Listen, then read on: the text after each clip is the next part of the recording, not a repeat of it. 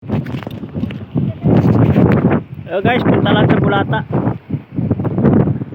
Sa una na dito pa kami naliligo. Dati maraming mga bakal nakatayo diyan. Diyan, maraming mga bakal diyan. Mga parang mga sasakyan. Ngayon pagbalik ko wala na, puro na lang puro na lang siminto. Tingnan nyo guys, oh. Ang ganda dito. Maganda talaga dito guys. Dati makakatawid tayo diyan. Maayos pa to dati. Nang naumpisa na i-scrap yung mga bakal nito, yan na lang natira. Yan na lang guys, tingnan nyo. Oh. Ayan oh. Ayan guys oh.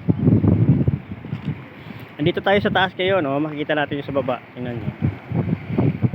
Ang ganda talaga dito guys. Ngayon, na nakuha na yung mga bakal guys, ang nangyayari, nilagyan nila ng daanan pero gawa sa kawayan, yun oh, nakakabit. Pero bago ka makapunta dyan, kailangan mo muna maligo. Babasa ka muna sa tubig.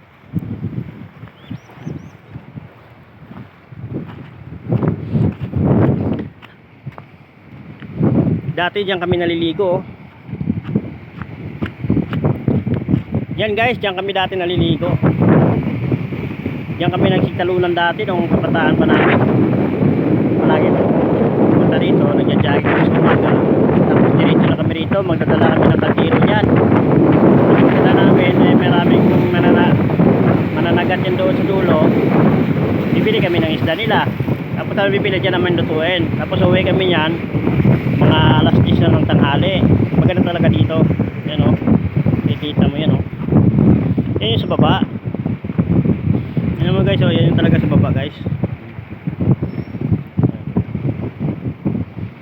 Ayan yung nakakabit na yan, yung tulay na paakyat na. Gawa na lang sa kawayan. Ayan guys. Tingnan mo yung baba oh, yung bakal niya.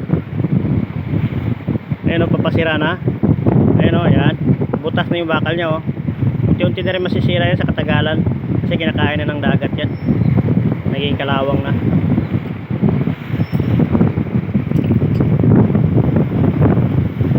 Tapos sa unahan may pulo doon, yan o. Yan pulo doon sa unahan.